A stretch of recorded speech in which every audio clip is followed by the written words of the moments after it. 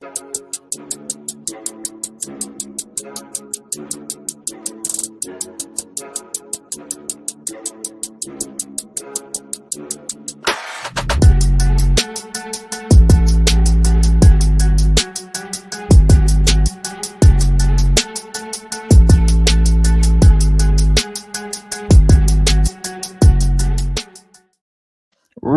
Nation, welcome into episode 48 of Hawgs on the Hill podcast, your go-to podcast for an in-depth dive into all things Arkansas Razorbacks. Join us as we dissect the victories, analyze the plays, and revel in the spirit of the Hogs. Episode 48 is brought to you by Razor Pigs. Looking good, never felt so fun, y'all. Razor Pigs is the Arkansas-born brand bringing some serious style to the golf course, the tailgate, and everywhere in between. From high-quality polos to head-turning hats, they've got what you need to rep the natural state with pride. Founded right here at home and now run by a Razorback-loving family, Razor Pigs is where comfort meets cool. So go hog wild. Shop Razor Pigs at razorpigs.us today. Go check them out. Fantastic hats, polos, you name it. You saw them the past few weeks on the show. We've talked about them.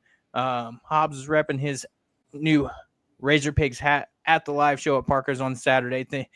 And so go check them out today. And as you can tell, today's a little bit different. No Austin, no Hobbs. We've got my buddy Adam here joining us, so-called ball knower, expert of all things sports. So he's going to be joining us, filling in today. So how's it going, Adam? Woo pig. Great honor to be here. Thanks for my best friend Caleb.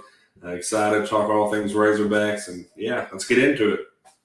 Yeah, so the hot topic going on right now in Razorback sports is, in the football realm, the whole situation with Madden and Maliava, Nico's brother, of course, we know all about that situation that broke headlines, a week or so ago. And, it's like Pittman said in his press conference today, where there's smoke, there's fire. And, sure enough, people started thinking about, big brother's leaving. All right, what does that mean for Arkansas and little brother? And, sure enough, not too long after that, he hits the portal and is headed to UCLA to play with Nico. But, that's just the half of it. The everything going on today after the tweet Yurachek put out yesterday is now we're demanding some NIL money back. Don't blame them. NIL is a mess. And this truly stems from the NCAA. They don't have a backbone. Funny that this really correlates back to Tennessee a few years ago when they opened the NIL door when they were getting sued for the allegations with Nico, and then it's come full circle, and now Tennessee and Arkansas are having to deal with NIL and the NCAA. And it's just next man up, but it's kind of hard to put a football team together, especially any quarterbacks or offensive line, and wide receivers and position players when they just leave, and NIL has just become pay to play, and no loyalty to programs anymore. It's just it's a mess. Yeah.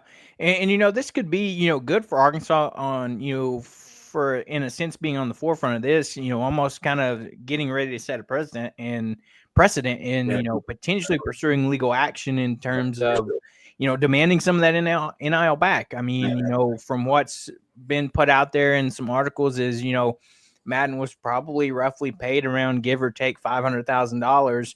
And he was enrolled in January, and, it's end of April, and he's headed out the door. And 4 months, and you make $500,000, and you did nothing. I mean, you just practiced and maybe sign me up. What? I said, hey, sign me up for that. Yeah, all day, every day. What player, what person wouldn't take $500,000 to go sit in a classroom, maybe work out a few times, and then you just leave? Absolutely. And I think that stems. I've heard a little rumors maybe from the dad has been involved with both the players, and I'm all for players making their money, absolutely, but there has to be some accountability on the players' end as well. Yeah, 100%. And so, it looks like Arkansas is looking to get back roughly around $200,000. I don't know what that looks like as far as a clause, what his contracts looks like, but that's going to be interesting to see what happens between that. And if that case does go through for Arkansas and, they manage to recoup some of that, what does that look like for a situation like Tennessee? Can they kind of follow suit and, look to get something back from Nico as well. I don't understand. Obviously, not a lawyer by any means, but what do these contracts with the NIL not have those clauses built in? You're paid monthly structure. If you leave the school, just like a coach buyout program, hey, they want to pay you to come to UCLA. Cool, then they can pay you, and then they owe us the money back from you committing to Arkansas. Why those aren't built in or haven't been established is beyond me. And even if they are in there, I'm sure you talk to anybody, they'd say, well, we'll just take it to court now. But I'm especially for Arkansas and the schools, you signed a letter. You said you wanted to play for our school or that school. You committed. Now, if a coach changes, or I know we didn't have a spring football game this year because of the rain, but if you would have been played and then afterwards they looked at you and said, hey, you're fourth on the depth chart, you're fifth, you don't have a chance of playing, okay, then you can use your transfer portal to leave. But if you're just leaving just to leave and follow your brother, then you owe some money on the back. Yeah, because, if you look at his situation, an extremely talented guy that, obviously this year QB1's Taylor Green. No doubt. They said he was pushing a little bit, taking third team reps, but also pushing for that second team, spot against KJ Jackson. And so that makes you look at next year once KJ's gone, you're potentially competing in an open quarterback battle for the starting job. But now you want to go to UCLA to play behind your big brother, but also you're now playing in the Big Ten with UCLA, where you're going to have to play against Ohio State, Michigan, all these Big Ten teams. And, even in the Pac-12, UCLA was not the greatest school. So, you're leaving one of the best conferences in college football to go play at UCLA with your brother, maybe getting some bad advice from your dad. It's just a very interesting situation. And, some of it makes sense, some doesn't. And, I'll be interested to see what in the following days things look like, as far as, is he just going to willingly be like, okay, here's your $200,000 of NIL that, you want back, or is it going to be one of those things that is a long drawn out process, goes through court, the legal system, things like that. Yeah. That's going to be what we and a lot of Arkansas Razorback fans are going to be looking at over the next few days, potentially weeks. Yeah, and not just Arkansas side, like you mentioned earlier. This could set a good precedence towards the entire nation, as far as players joining a team, and then a few months later they're leaving to go somewhere else. Does that help the teams, or does this further give more players more power if teams don't keep going after these players for their money? Yeah, very, very fair. I don't know. It's just an interesting situation. Like I said, Arkansas could be on the precedent and forefront of, things like this going forward, and, setting a ramifications, if you will, for, hey, you can't just, come here, collect some NIL and say, peace out, see you later, I'm going to another school. You're going to have to either honor that NIL commitment contract, or be willing to pay buyouts, or in turn the other university, wherever you're going to go, be willing to, put it in some type of situation where they help with the quote unquote buyout that you would have for leaving and heading to that new institute. And see, with him leaving, since it's a different conference, he won't have to sit a year, correct? Right. Because if you transfer in your same conference, you have to sit the year. So there should also be a year, or at least the first 6 games. If you're going to if you transfer from the spring, to play the next fall, then 6 games if it's out of conference, or the entire year if it's in conference. That seems, we got to keep players on teams. A football team, you're talking 80, 100, 110 plus players and moving parts all around, and people just leaving because they want to leave. This isn't like basketball where one player can make or break. You have to have depth at these positions, and if we're down to 2 quarterbacks, and I know we brought in the Florida State guy who Petrino was really excited about, but that guy has to learn this system. They had he'd been here since January. This guy shows up late April, May, and he will have the summer, but injuries happen in football. Yeah. 100%. I think that's one of those things, like you said earlier too, that needs to be brought back in the era of NIL and transfer portal. Is if you transfer, you might have to sit out depending on the situation. Coach leaves, understandable. I'm fair with that. I'm fair with Coaching that. staff changes, understandable. But like just going because my brother's going, or I'm not going to start, so I'm just going to go over here.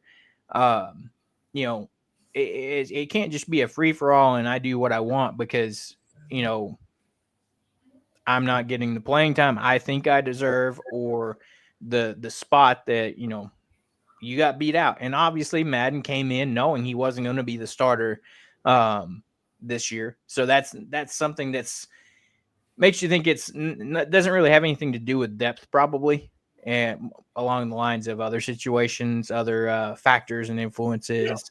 Like you mentioned, his dad probably in his ear along with like his brother. But, that also think about how that's going to look in the future whenever, if you make it to the potential where you could be drafted. I mean, what does that look like for these NFL teams looking at you being like, well, in Nico's case, well, you demanded more money and then you just walked.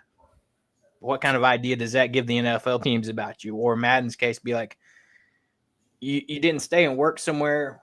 Like, what are you going to do? He didn't want to compete. It's what it is what it looks like from the outside. And optics, they're not everything, but they are a lot of this, and it raises question marks definitely. And I don't like the look of it at all. I don't like it. I'm not a fan of just leaving to leave, and it does raise a lot of question marks if he wants to go. If he is good enough to play at the next level, that'll definitely come up in his interviews. Yeah, 100%. And I agree with that 100%. And you mentioned it a while ago briefly. Is we'll talk about it. Is right after the departure of Madden, you saw Arkansas go out and really fill that role that they needed to as well. And Trevor Jackson transferring in from Florida State. He's a 4-star recruit that, in the class of 2024, 6'3", 187. He's a native of Florida, was ranked the second best quarterback in Florida in his recruiting class. Like you mentioned, Petrino likes him. He recruited him when he was at Texas A&M. And so it seems like there's another talented guy coming in. Like you said, he's going to be kind of behind the 8 ball, if you will, trying to learn the offense and everything. He's got the whole summer, but compared to if he would have been in say like January, similar to Madden, you would have had that and the entire summer. So he's probably going to have to dive into some playbooks, work with everyone on this team, his quarterback room, his receivers, and everybody that's going to be there to help. And he's probably not going to, like you said, injuries do happen, but he probably won't see the field a ton if in it all this year. But, next year could be a different story depending on his development and things like that. Well, we'll just see. Taylor, he did get injured a little bit this year. He is a mobile quarterback, and he is a lean kind of guy who does try to extend the play. And I love him, especially in the beginning of the season. I think he took a few injuries and a few knacks, and you could see him kind of question leaving the pocket. So maybe he'll try to stay in the pocket and only extend when he needs to. But if he does get hurt, KJ got some snaps last year, and then QB3, you could end up being QB1 by that after fall practices and everything is said and done. So like the depth, I like having 3 quarterbacks who can play, and they're all kind of similar play styles. So the offensive line doesn't have to do too much changing up. It's, going from a true pocket passer to a mobile quarterback and back and forth. I do like the similarity between the quarterbacks being all roughly the same playing style. Yeah, that'll be consistency. And that's like, Petrino talked about in his press conference a week or so ago about how, with each quarterback you find out and you help, bring out what they do the best and, scheme up plays that help them, play to the best of their abilities and their strengths. I mean, you saw that, and he mentioned it in his press conference where last year you saw that he did that with Malachi whenever Talon did get hurt in that Tennessee game. He drew up plays to Malachi's strength, which ultimately helped us, win that game in the absence of Talon. So when you get a guy like Petrino, I like Arkansas's chances, but the way he has the ability to work with quarterbacks and develop quarterbacks is just one of the many things on the long list of things that make him a great offensive coordinator. When he's your play caller, you definitely feel a lot better about the offense. Just got to watch, some turnovers that were kind of crucial last year, and then we had some questionable defensive schemes. I thought, and maybe that came with injuries towards the secondary, not having great depth back there. But looks like we shored up some of that. I know we got a corner, I think, and then I think we're gonna go. I think our middle linebacker depth we're pretty happy with. So, but it never hurts to go get more pass rushing, especially in the SEC when you're playing some of the best quarterbacks you're going to be taking. We need to shore up the defensive line a little bit more, in my opinion. Yeah, and I think that's the thing that they're going to look at as you go through the spring. It's like Pittman said in his press conference today. Friday at midnight is when the portal officially closes. So he said he'll be able to breathe a little bit easier once we get to midnight next week or on tomorrow night. And he, hopefully nobody else from your team decides to enter the transfer portal. So that's going to be big, and I'll be interested to see, if anybody else does. We saw a handful of people already, guys that, are probably leaving because, it's like that situation you talked about earlier. After the spring, you sit down and talk to these guys, be like, listen, you're this spot in the depth chart. I mean, we don't necessarily want you to leave, but, if you want to go somewhere else and look for another opportunity where you might get some playing time, rightfully so. And, we saw Austin Ledbetter yesterday enter the portal. So a guy that, if that name sounds familiar, was on the baseball team for a few years, moved over to football, played well at Bryant in high school, and is entering the transfer portal as a grad transfer. And so we'll see what tomorrow holds, but hopefully, we don't see any major key movements in another player or two out of the portal as they're looking to kind of shore up that roster since it's the end of the spring going into summer, and then into fall camp is it's going to be another tough schedule for Arkansas next season, and they're going to need all the playmakers that they can get for sure. Absolutely. A Notre Dame game will be a very good one that will – it almost will set the tone for the season. If we could pull that win off, I'd say we're an 8-win team. If we lose that game, maybe we become bowl eligible. It's kind of up in the air right now. I'm hopeful. I know it's late April, almost May, but I'm ready for football season already. Yeah, I agree. And that's one of the more premier games that you see. Arkansas opens, week 3 with Ole Miss, and then you also got Memphis that you can't forget about as well. That those aren't going to be any easy, as people like to call them in the past, cupcake games where, you use them as tune-up games. You come in, your quarterback plays, the first quarter, maybe the half, and then you get some other guys playing time. So we'll see what that holds, and then as we get closer to that time frame, we'll start doing some position breakdowns and things of that nature and see what that looks like for the Arkansas Razorbacks and what this offense could actually look like. Mm-hmm. We'll transition over to some Arkansas basketball. We talked a little bit about it on Saturday at Parker's, but this team is starting to take shape. Cal's done some work in the transfer portal. The really key piece that you're looking at is Carter Knox. And so, there's some mock drafts out there that actually have him.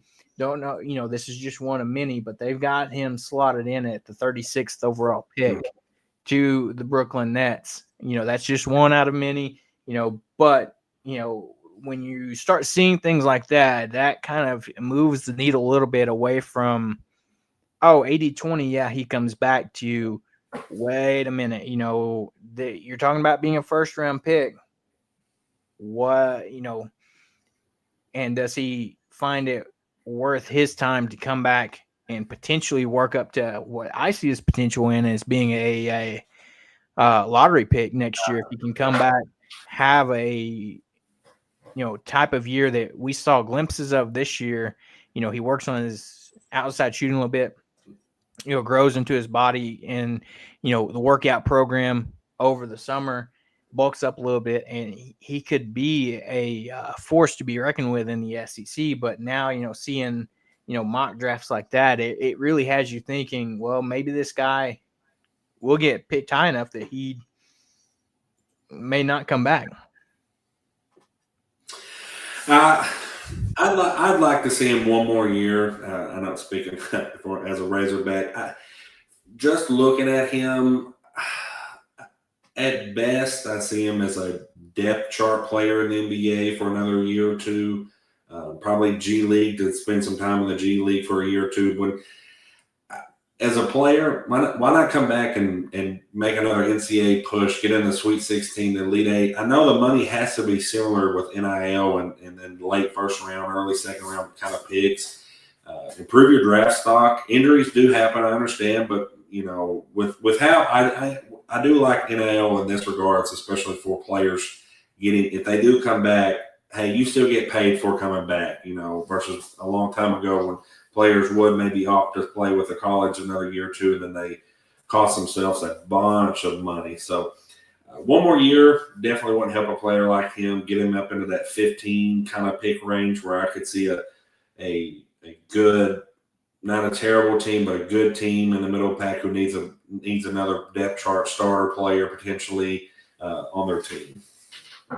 Yeah, I agree. It's one of those things where you look at it, he could almost make just as much as well in NIL with what he would make at, being a later first round pick in the NBA. It's like, to your point, you get development, and, why would you not want to play at somewhere like Arkansas where, the stands are going to be packed compared to you're on a G League team. And under Coach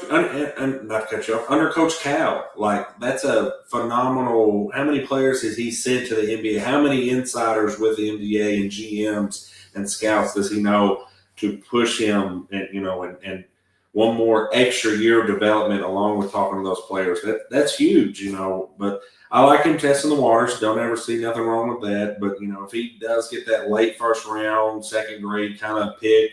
And I'm hoping some scouts cross our fingers that they say, "Hey, one more year will do you good, and then we can look at you next year." Yeah, exactly, and it's like what I was saying too. You get drafted, you're a late first round, early second round. You're going to be in the G League for a little bit. The amount of attendance at G League, like who actively goes and watches G League games? No offense to any of these guys here, but why would you not want to come back and, like you said, play under Coach Cal, but playing in front of packed crowds and, for a program that is, been back on the rise since, Musselman came in, and, now you have Cal here. Arkansas is a brand now that is on the national stage. You've seen what Cal has done, what Musselman done, what Cal is building upon that, getting 2 McDonald's All-Americans, 2 5-star, these guys that are going to be stars at Arkansas, and what he's, just Cal's reputation, that combination, I feel like it's hard to beat. So I'll be interested to see, like you said, he's testing the waters to see what's going to happen. And does he decide what's best for him? And will it be coming back, or, hey, taking that money, because there is always that possibility of you get injured. I mean, you can't always predict those things. So it's always, risky to, come back instead of taking, not necessarily guaranteed money, but I mean, taking your opportunity, that's presented to you in some form or fashion. So we'll see what happens there. I know that deadline is later in the summer for whenever guys have to for sure declare whether I'm staying in the draft, I'm coming back to school. The other thing that, caused some stir in Arkansas Nation this week is, Boogie Fland, everybody expects for him to be drafted 100%. He's going to be a mid first round pick more than likely, but the news of him entering the transfer portal was a little weird for Arkansas fans to hear. And I get it in a sense of he's keeping his options open. And it's like things came out saying he's 100% focused on the draft. But I also don't blame a guy for keeping his options open. But unfortunately, that easily tells you that if he does come back to school, it's not going to be at Arkansas, because there's more than likely, because you look at that, there's not really a place for him at that point in terms of, yeah, he's a really talented player, but you've already got guards coming out of your ears for next year's roster. So, like, I don't see where you would fit in. So that's the unfortunate part about that. But, I highly doubt we're talking about Boogie Flan coming back to school when it's all said and done. No, I think he'll test and see, and I think he'll probably get a mid grade, around the 12 to 18th kind of pick. And then if he likes that, he'll go into the draft.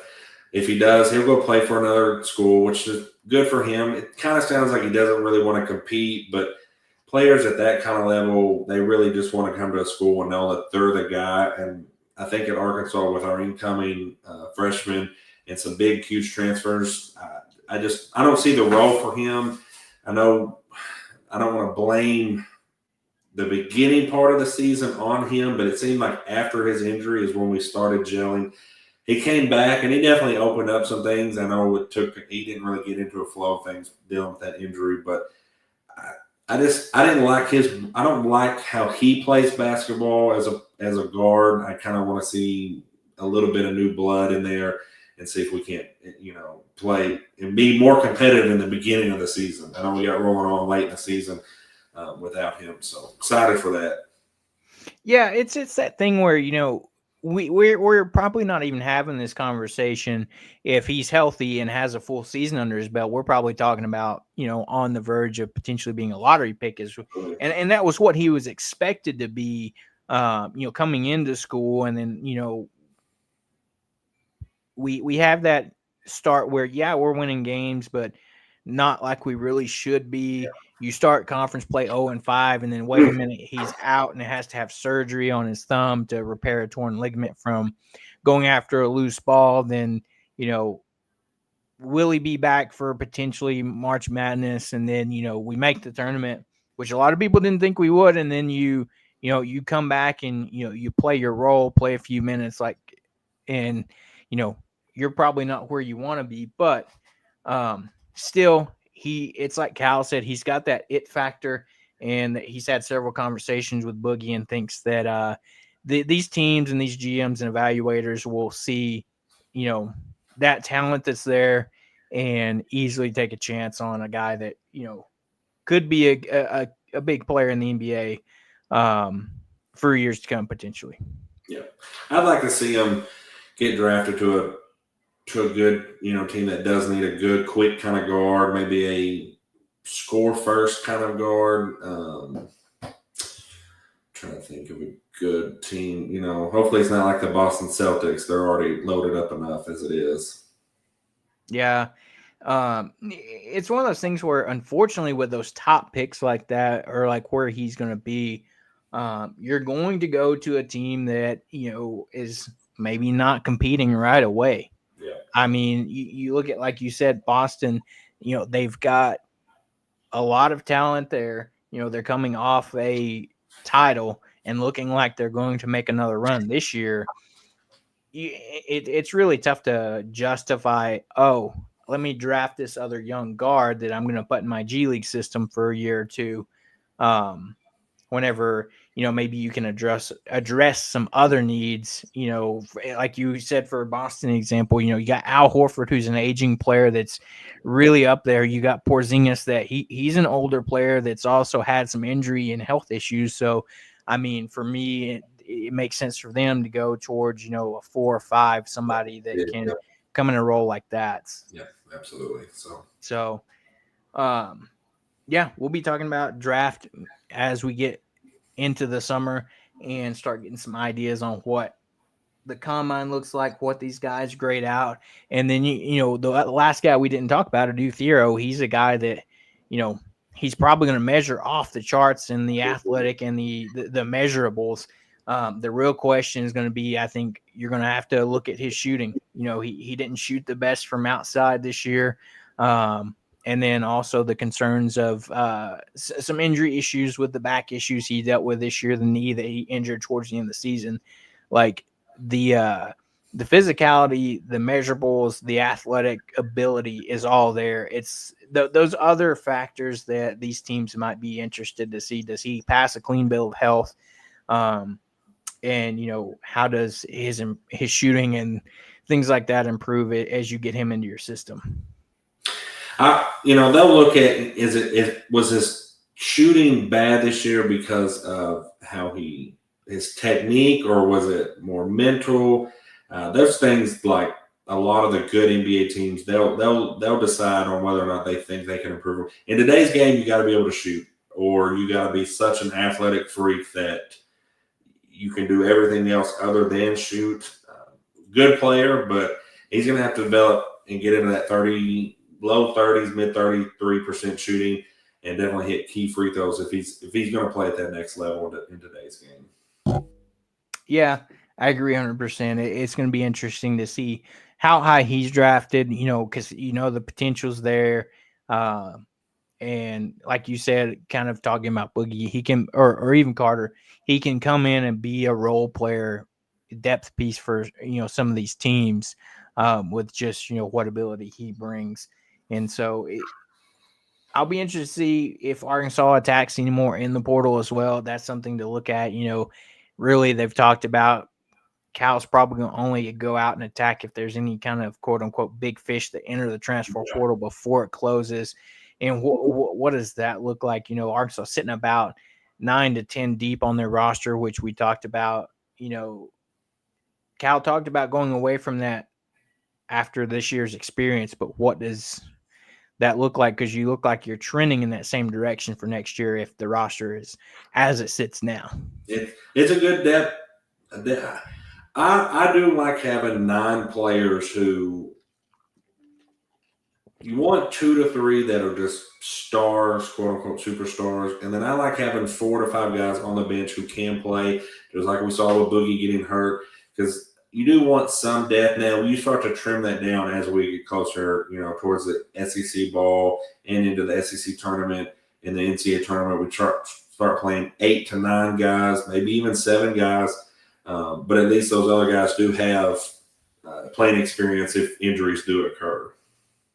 Yeah, and I think that's what you see in that after this year, and that's what has Arkansas fans nervous is that, are we going to come into the season and be in a similar type situation where, you had Jonas hurt and he didn't practice most of the summer. You had Nelly, come in after the fact, had some wrist issues due to falling off a golf cart. Yeah. You've got to be able to have guys to practice, and like you said, if injury does occur, to step up and be able to fill in some spots. And talent wise, the Arkansas roster has abundance of talent. It's there. It's just everybody's got to be healthy, and that's always the concern, especially when you have a shorter rotation like we were talking about. Best ability is availability. It don't matter how good you are. If you're hurt, you do nothing for the team. I'm glad we went after some size in the portal. We went and got some, in my opinion, some quote unquote good big men, and I'm glad we do have some key returning pieces. This will give them a good full summer. We actually have a team to compete with this summer, and they'll understand the system back. I'm always a fan, especially in college, having returning players, though, especially good older players who understand their key roles. Bring in the new, young, athletic, top kind of superstars, but we have veterans that'll get big men that can play in the tournaments. Because when we go up against other big men, especially this year, too many offensive rebounds. We're even if we were quote unquote the same size of them, we're not in the same ballpark. They're just out physical to us. They're 3-4 years older than everyone we had. So this team feels more like a team this year. Yeah, I agree. You look at it. Love Big Z. and what he brought to the table. But to your point, a guy couldn't get a rebound to save his life because he was getting pushed around, especially in the SEC and the physicality that the SEC brings. I mean, yeah, you can be 7'2" all you want, but if you can't be able to body up somebody for a rebound, that doesn't do you much good. Yeah, So, like you said, going out into the portal and attacking that and getting guys that can get in their body up, have that body type to fight for rebounds. That's one thing that I think Arkansas is not going to have to worry about next year with Nick Pringle, Malik Yu, and then of course Trevor Brazile coming back as well. So, one more year with Brazile.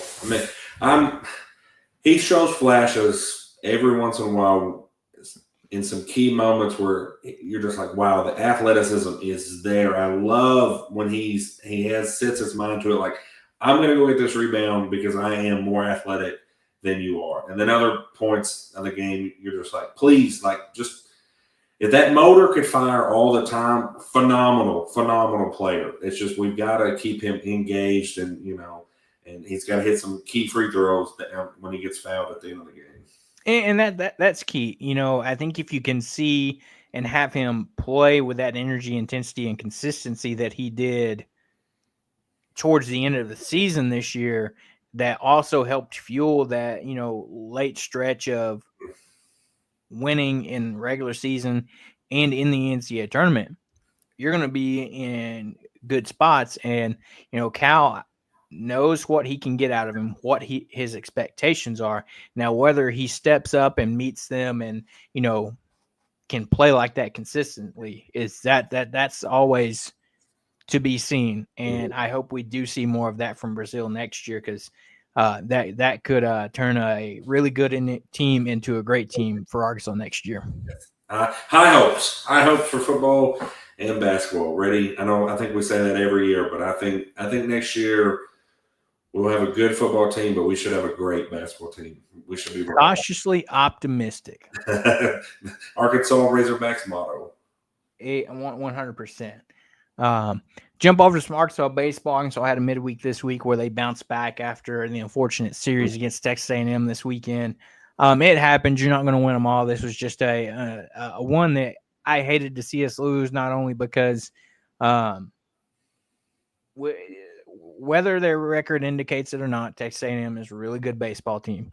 They're preseason #1 for a reason. Yep. But also, I think for a lot of Arkansas fans, just the hate in general for Texas A&M and, the quote unquote cult that exists there. So, that was unfortunate, but, I think this Arkansas team is going to bounce back. They got a couple wins under their belt from the midweek series where they took on Little Rock. They win the first game on Tuesday, 10-0, where you saw Tate McGuire get the start on the mound. He went 5 innings, gave up 3 hits, 2 walks, 3 strikeouts on 67 pitches. Dylan Carter comes in, gives you good inning with 1 strikeout on 9 pitches. And then Carson Wiggins closes things out with 3 strikeouts on 13 pitches. And, of course, this was yet again another run rule game for the Arkansas Razorbacks. That is their 14th of the season. That's kind of one of the things I don't want to say expected, but, against teams like this, you're expected to have a high-scoring game, potentially run rule them, and that just helps get your kind of confidence back up after a tough weekend where things didn't necessarily go your way. And so, you saw Tate McGuire, your traditional midweek guy that's been that guy all season long. We're wrapping up midweek games for the season. We only have a handful left. You're looking through the rest of the season. You've got one more midweek, and that's next week at Missouri State, and you're done with midweek games. So, that gives you some additional arms in the bullpen that you don't have to use during the week for these midweek games. So, great outings by all these guys. You look at offensively, guys kind of bounce back, from those last couple of games. Bats weren't the problem over the weekend. It was more or less you got to have more out of your starters. But, it's good to see the bats bounce back in this one where Vivo Aloy, 1 of 3 with a run scored. Logan Maxwell, 1 of 3, 2 RBIs. Cam Kozel, 3 of 4 with a run scored. Gabe Frazier, 2 of 3 with a run scored, 2 RBIs. Guys just really finding the rhythm that they need. And, a couple guys, especially like Gabe Frazier, that you saw him get the start in game 1 of that series against Texas A&M, but then also didn't play as much in those final 2 games. So it's great to see these guys bounce back and get a win, especially a nice run rule win in a midweek game. I'm a huge fan of baseball. When you know you're better than the other team, go out and be better than that other team. Hitting this season, phenomenal. One of the greatest, if not the greatest, offensive teams we've had in program history and in the nation. Pitching is crucial. I love starters going deeper, finding a rhythm, getting back into. We are getting towards the end of the season, so you need to be in that groove. You need to be going deep into the innings and saving some of the bullpen and having that kind of mojo of when you're on the mound, I'm going to dominate this other team. I feel like we're going to put up runs every game. Now we're going to put up 11-14 when it gets closer, to the championships and stuff like that. No, but 5-6 runs for a pitcher. This team's going to put up runs. So go out there. Don't give them free bases. So don't walk people. That's unacceptable. Don't walk hitters and go at them. Let's get some easy outs. Let's get flowing. Let's get our arms going. I love the mid games for that for the pitchers. Just to kind of bounce back after that. A&M is good. They are a good baseball team. We just don't like A&M. So I hate that it was against us that they beat us. I don't like on the doubleheader. I know it was a rain delay, but no excuse. Just no excuse. That team is supposed to come back out and win, but it seems like we're going to get back into it, and we're going to look good. We're going to go into the postseason looking good, and maybe compete and get deep into it. Don't want to jinx us like some of our fans like to say. Yeah. And especially with, like you said, runs are going to come, especially with the, as much as people like to look at it, this is one of Arkansas's better offensive seasons that they've had in a long time.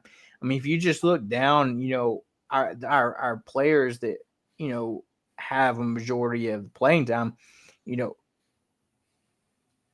have everybody but 2 of your normal starters hitting above 300. And Right. A lot of those guys are mid to upper 300. You got Vahiva Aloy hitting 379 with 16 home runs on the season. So good.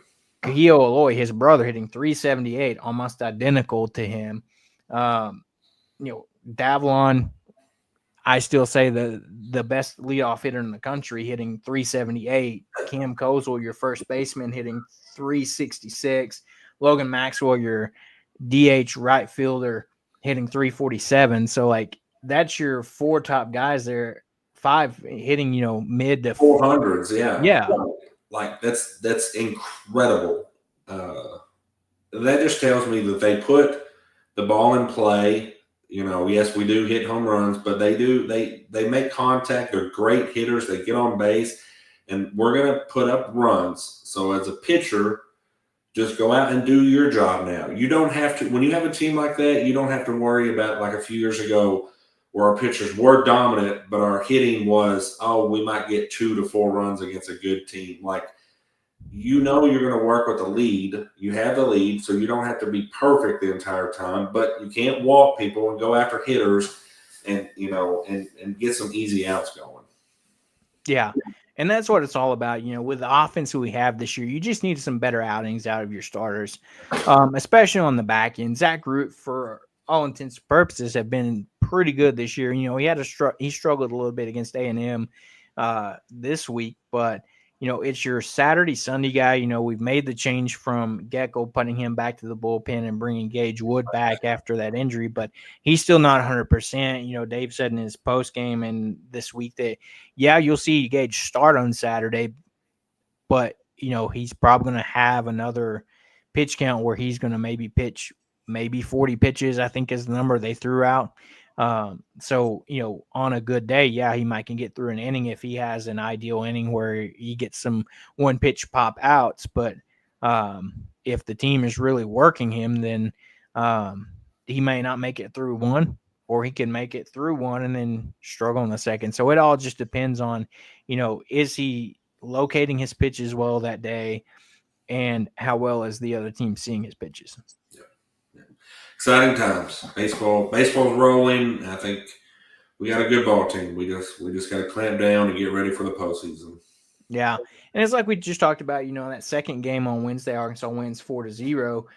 Yeah, you don't run rule them, but 4 runs are enough because your pitching is outstanding in this Absolutely. game. Yes. Colin Fisher gets to start, 2 innings, 1 hit, 2 strikeouts on 26 pitches. Still Eves, 2 innings, 2 hits, 1 strikeout on 29 pitches. Cole Gibbler comes in and gives you 6 strikeouts and 2 innings on 32 pitches. Ben Bybee, an inning, 1 hit, 2 strikeouts. Christian Fouch gives you 2 strikeouts.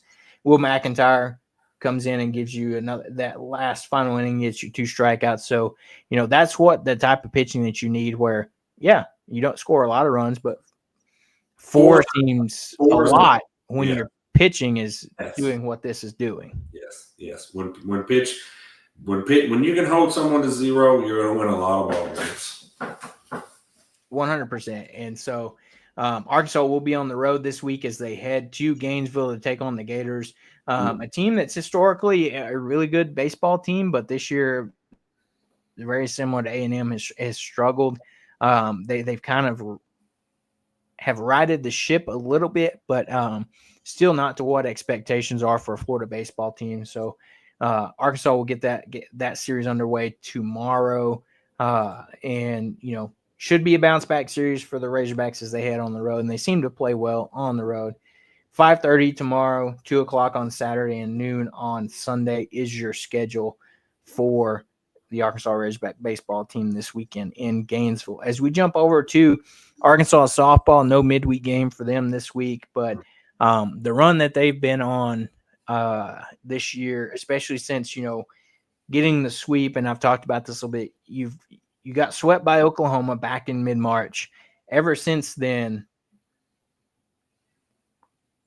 you've won 5 straight series, 4 of them being in the SEC. Wow. And out of those 4 in the SEC, 3 of them have been against top 10 teams. Incredible. That's riding the ship. That's getting swept and then saying we're better. We're just better than this.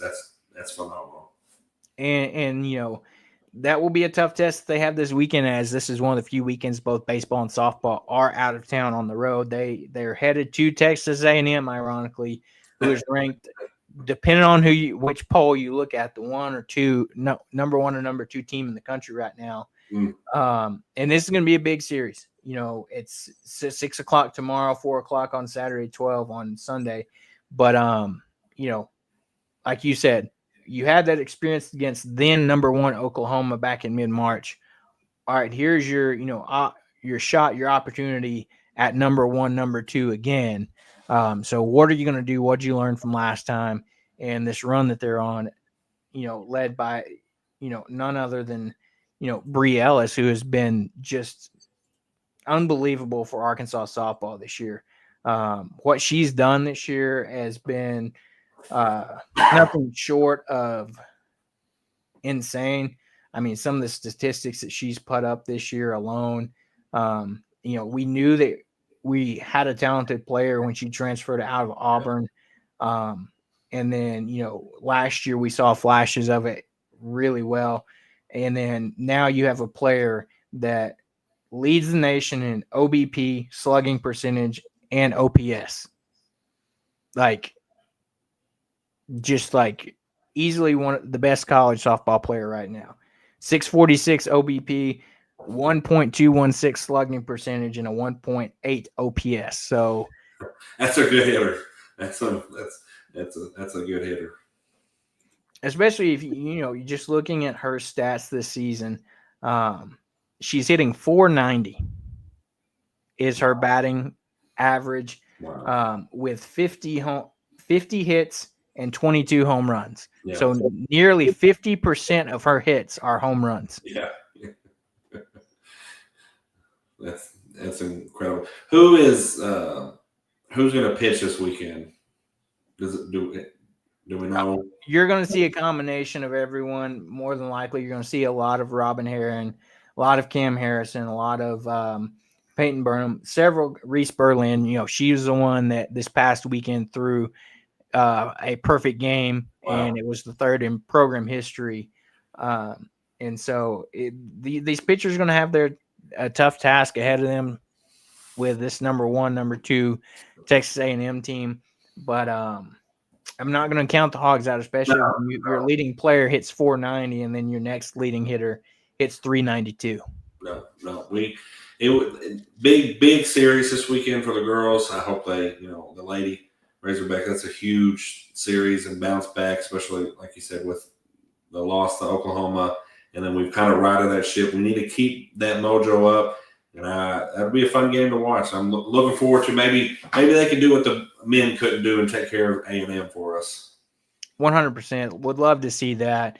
This is the second to last SEC series. They'll come back home and take on LSU at Bogle Park next weekend, and then they're headed to the SEC tournament in Athens, Georgia. So a lot of events going on in Razorback Nation this weekend. Currently you have the NFL draft going right now, where you've got the potential of Landon Jackson to watch out for, potentially being a first-round pick here late in the first round. Maybe go to the Chiefs. I don't know. But Chiefs could use them. With that, don't forget to tune into Arkansas baseball, getting on the road in Gainesville this weekend. Arkansas softball on the road in College Station. We'll keep you up to date on the news with football and what happens with that whole situation with Madden and demanding some NIL money back. We'll keep a lookout to see what the news is with Carter Knox or potentially any other transfer portal additions or whoever Cal tries to determine he wants on this roster. So it's going to be another fun week of Arkansas sports, and ready to see a bounce back for the Arkansas baseball team. So